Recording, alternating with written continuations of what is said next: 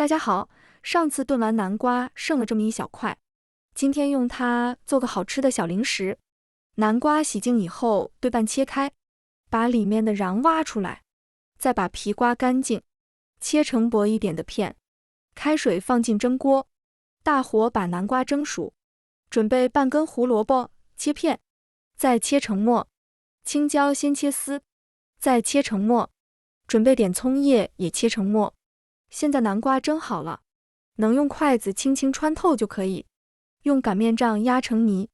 切好的胡萝卜和青椒、葱末放进去，加入适量的胡椒粉、1小勺盐、1大勺淀粉，再分次加入面粉，边加边搅拌。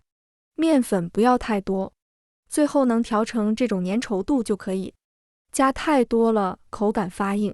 杯子里装一个裱花袋，把南瓜糊倒进去，锅里倒入多一点的油，用筷子试一下油温，旁边出现密集的小泡改小火，裱花袋剪个小孔，把南瓜糊挤进锅里，喜欢细一点的就把孔剪得小一点，全程都要用小火慢炸，炸至表面金黄就可以出锅了。简单好吃的南瓜小零食就做好了，既能当零食，也可以当做一道菜，吃起来外皮酥酥的，里面非常嫩，葱香味浓郁。